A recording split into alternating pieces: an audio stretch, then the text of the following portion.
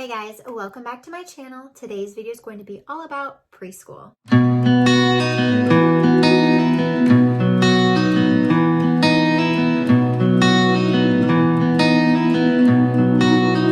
So I first want to start off this video by saying that it's all my advice and personal experience, and every child is unique and different, and you as their mom know what's best for your child. So if you disagree with something I'm saying in this video, I highly urge you to follow your mom intuition because you know best. So my view on educating young children is that I feel like society puts a lot of pressure on us as moms to make sure our kids know all of the things at a really young age. There's all this pressure that if your child isn't reading by kindergarten, if they're not doing addition and subtraction, they know how to write all of their letters and numbers perfectly, then they're behind and they're failing and they're never going to succeed in life. Okay, that's a bit dramatic, but there's a lot of pressure. I am a big advocate and believer in play as a child's learning at a young age. Play is so important. Pretending, playing kitchen and dress up and painting and sensory play, that is all so wonderful for young children's development. If you have a 2, 3-year-old that you're thinking about doing school, I urge you to just play. Just have them free play, give them some sensory things to play with, give them some finger paint, just kind of do some of those kinds of activities because they're going to learn a lot just from that. Another thing that I think is very important is teaching our young toddlers life skills. That is something you can teach them at a very young age.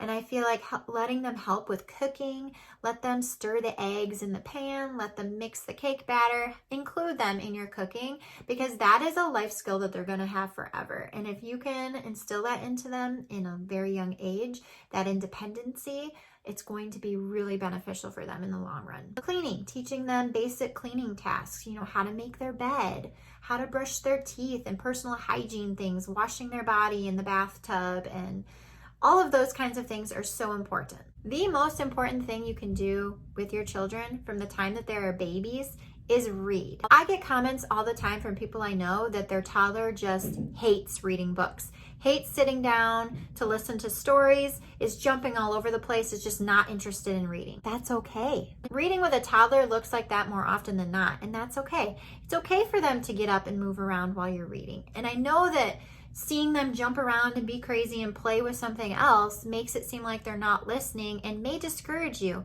and may prompt you to close the book and give up. But I urge you to keep going, because even if it looks like they're not paying attention and it's pointless, they're getting more out of it than you think that they are. They'll soak in that information even if it doesn't look like they're paying any attention to it. Reading is so important. It builds vocabulary skills. It builds pre-reading skills. It gives them exposure to the language and the ins and outs of how it is to communicate with people. It builds good communication skills. It opens children to new worlds and imagination. If you feel like you really do want to start doing school with your child, I urge you to look into some play-based programs. The preschool program that I'm using for my 4-year-old is Playing Preschool by the Busy Toddler, and it's all activity and play-based learning. He is thriving in it and he loves it so much. He knows half of his letters, both uppercase and lowercase, and it's amazing. Like, he's learning so much and he loves doing school. Following their lead is super important. And if they are telling you that they don't want to do something, don't force it. They just may not be ready for that particular activity or that particular concept. Don't force it, because all you're going to do is stress both yourself and them out. On the flip side, if they are wanting more activities, if they're bored and they want more things to do, more learning activities, give them more. Completely follow your child's lead because they know kind of what they can handle. My 4-year-old sometimes wants more than what the Playing Preschool has. So I have the Good and the Beautiful pre-K program that I was planning on using with him next year.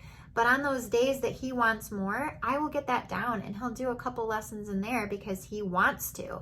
And I don't push him to do that. I don't ask him if he wants to do his book work.